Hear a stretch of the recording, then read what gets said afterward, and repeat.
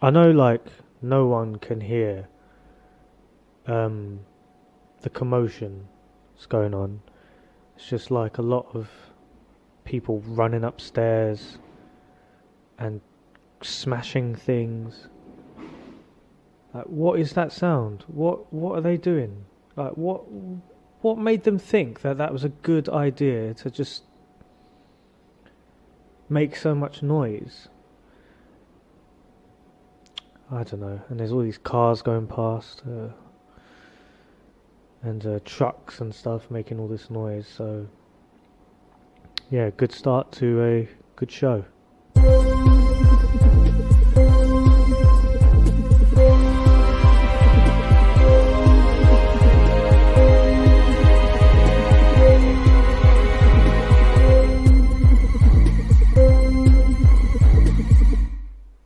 Hello, ladies and gentlemen, boys and girls, cats and dogs. Yep. And everything and everyone else. My name is Sham, Shamaneko no Shamu. Again, I'm not a cat, I am a human, and I am the owner of Green Square Cafe here in Komae, Tokyo. A cafe where you can sit back, relax, and get better at English by drinking coffee. Yes, our coffee can magically make you better at English. You can also sit here and listen to all of the noise outside as people smash and drive their noisy cars and trucks around.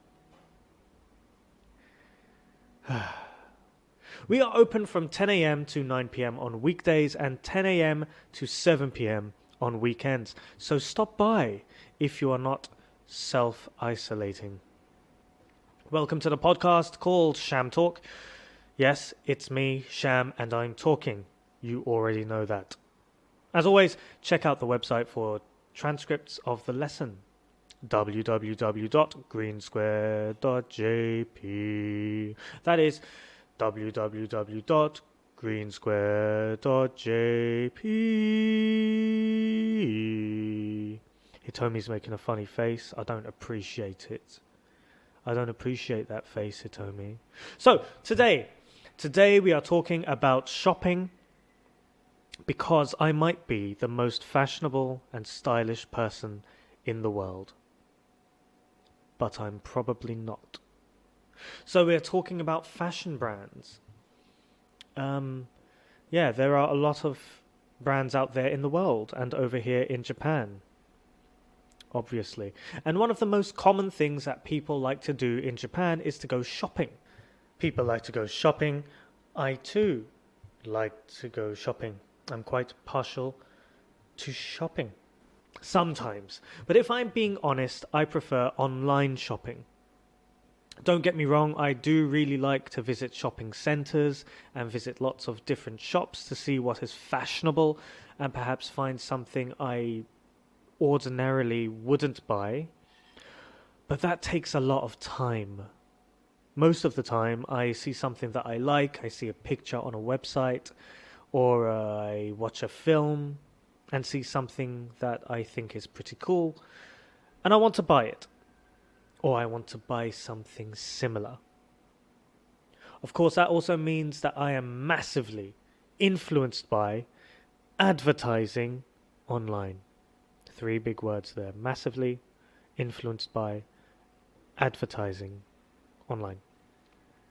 Like, I was on Instagram and I saw an advert for these Japanese style shirts. The website was Japanese and the product was a traditional Japanese shirt, which they apparently wear in countryside places, rural areas.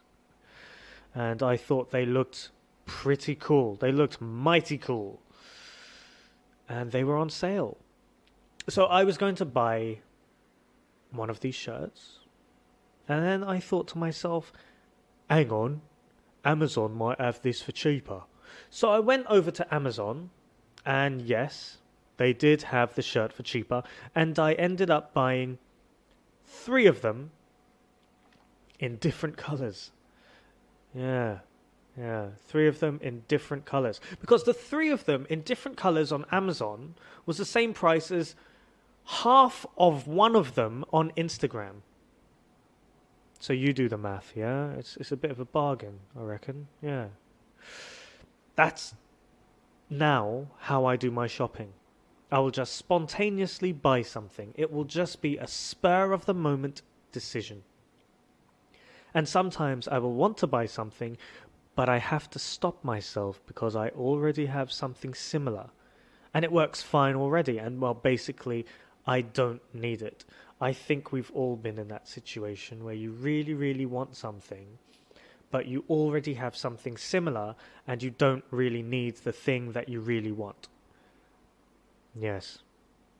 That's the other thing, right? When I buy something, I want it to be something that I really, really want. Like a Spice Girls song. Tell me what you want, what you really, really want. I'll tell you what I want, what I really, really want. And I'll tell you what I really don't want. I don't want to buy something that I kind of, sort of want. I only want to buy something that I absolutely, completely want. That feeling when you really, really want something, when you desire something, is quite deceptive. It tricks you into thinking that you really want something, but you actually don't. And eventually you stop using it. Yep. There are a few things that I have absolutely wanted in my life, and I have kept for a long time, and I haven't stopped using them. For example, I have a leather rucksack, which was made by a British company called Graphia. They make absolutely gorgeous leather bags, and I bought this rucksack about 14 years ago, and I still use it to this day. And as it gets older, it just looks better and better. Kind of like myself. That is something that I absolutely wanted, and I remember looking for something similar at the time. I was adamant about wanting a brown leather rucksack, and went out with my best mate, and we went to different shopping centres in London, went to Oxford Street, went to Carnaby Street, and looked in all of these different department stores like Selfridges, John Lewis, Debenhams, etc. And in the end, I found something I really liked in Ralph Lauren, but it was super, ultra, mega expensive. If I had bought that bag, right, I don't think I would be in Japan today because it was so expensive. I was so close to buying that bag, but then I decided not to buy it because common sense kicked in and told me, don't be so stupid, Sham. You can't afford this bag. At the time, I thought it was the voice of God, but it wasn't. It was actually my best mate hiding behind a curtain. Yeah, so I decided not to buy this bag, and I went online and found Graphia and bought my rucksack, and I absolutely love it. And I think that experience shaped how I would shop for the rest of my life, because another thing that I really like are my shoes. They are special shoes, barefoot shoes. So what they do is they let you walk as if you are not wearing any shoes. And what this does is let you walk more naturally, using all the muscles in your leg. It shortens your step, your stride, and apparently it's good for your posture, your back, your muscles, your knees. That's what a lot of people say, but I don't know if I believe all that, if I'm being honest. Yeah. It's not very good for running in, and when you first buy these shoes, you kind of have to train yourself to walk again. First, they have this instruction manual telling you, don't walk in your shoes, just stand. Get used to these shoes, get used to this feeling. Now, squat. You got to squat like you're about to use the toilet, and just stay there in these shoes, and then they tell you, now try walking slowly. Now try jogging. And after about a year of adjusting to these shoes, adapting to these shoes, you can go for a light jog. And even then, you kind of tend to get Achilles problems. Yeah, I injured my Achilles tendon and I pulled my calf muscle last year, I think, because of these shoes. So yeah, be careful. Apart from that, I really recommend them. Anyway, I really like this one barefoot shoe company called Vivo Barefoot. They make a lot of barefoot shoes in different styles and they are very durable, and the company is very reliable and conscious of the environment. So when I first found out about barefoot shoes, I found some in a department store, but then searched online and I found some on the Vivo Barefoot website. That was a good 10 years ago. And even now I wear them. So yeah, those are a couple of stories of me buying bags and shoes. Very exciting, because I am a manly man, but I also care about bags and shoes. Kind of like I think they call them a metrosexual. I don't know what that exactly means, but I will include the meaning in the transcript. So have a look. To be fair, right, the bag is amazing, because when I was in the gym one time, this other bloke came up to me and he asked me where I bought my bag. And I told him. And the following week, 1 week later, he came in with the exact same bag. Ow. Yeah, if I'm being honest, I was a bit cheesed off. Because now there was some other guy in the gym walking around with the exact same bag as me. We looked like bag buddies. Or bag bros. And that isn't cool. That isn't cool at all. So I like shopping online, as you can probably tell, but I do love walking around and finding new small shops selling different things. But I think actually a lot of smaller businesses have started to sell things online, like Graphia and Vivo Barefoot. They weren't big companies when I started buying their products, but they have gotten bigger. Another thing that I try to do is buy British. I do try and buy British, and if I can't, I try to buy Japanese brands, and that is just because of how I was raised. I think I've told you before, my family had this obsession with Sony, and I still do have this obsession with Sony because I have a lot of brand loyalty. Brand loyalty. I don't want to buy other brands. So yeah, I do like to support local shops and British brands or Japanese brands, but I think they also sell their products online now, so it's much easier to support them. A lot of people say they want to support local brands by visiting their shops and supporting them, but they sell them online as well. It's just a feature of modern day shopping. The way we shop has evolved, and now these brands maybe have sellers' accounts on Amazon, Rakuten, eBay, Etsy, or a whole bunch of other platforms, and so you can support local brands and shop online at the same time. There are a couple of things that I hate about online shopping. I hate that there are just a couple of companies that dominate the market, that have like a monopoly, yeah?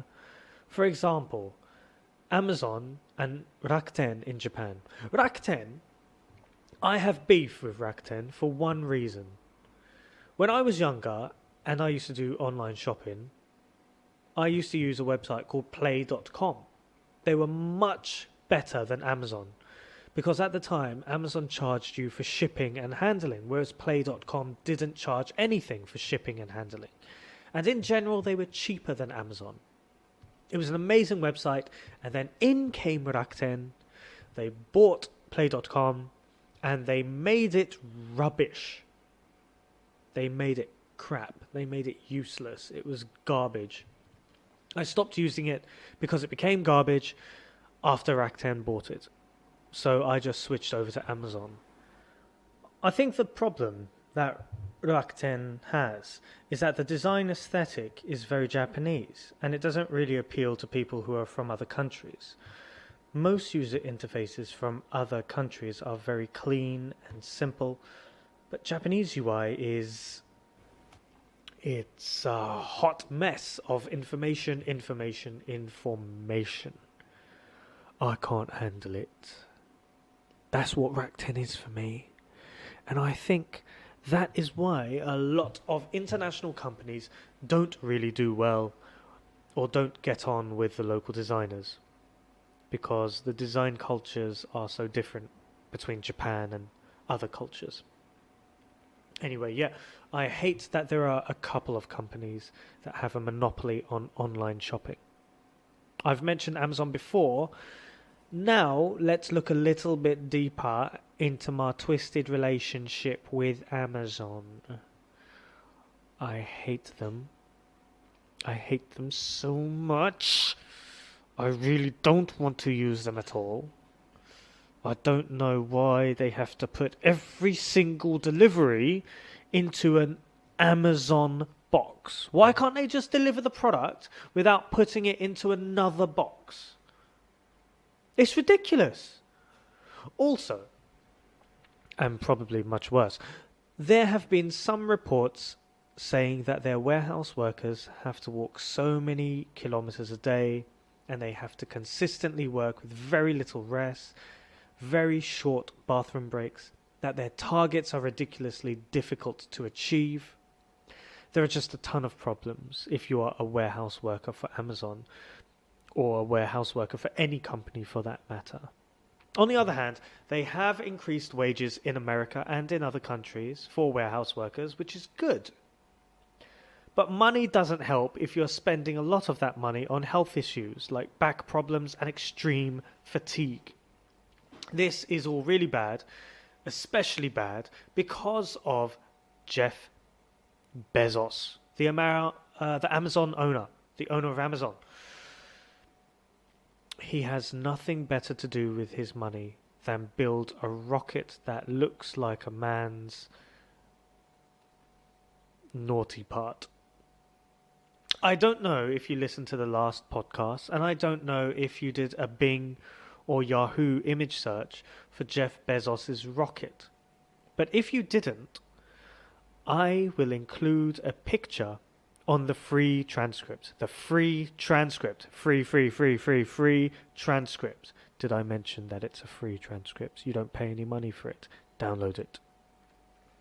So, while he is building phallic-shaped rockets and struggling to find ways to spend his $100 billion fortune, his workers are being treated pretty badly. Seems simple. Spend that money by hiring more staff so that workers don't have to break their backs walking so much, and so that people can be treated with dignity and respect and use the toilet. So yes, I hate Amazon. That was the ice machine. The ice machine don't like Amazon too much either. But I love Amazon. I love Amazon. Oh my god. It's so simple. Yeah, it's just simple to use Amazon. When my laptop broke, as I've told you before, I got another one delivered the next day, and it was cheap. It was good value for money. The laptop is quite well made, durable and reliable. I'm recording the podcast on it right now. Thank you, China, and your cheap laptops. Love it, loving it, loving it, loving it. But the problem is, with Amazon, they have too much power, and that is scary. There should be a lot of websites where you can order products from so conveniently, but a lot of smaller companies have been forced out of the market by Amazon, or forced to use Amazon as their platform, so I am not the biggest fan of them. On the other hand, they do empower smaller brands by giving them a platform to sell their own products, and that is a good thing, I suppose, but they are just too big and don't seem to treat their warehouse workers well enough. So, I am going to include a list of online shops that I really like and recommend for various things.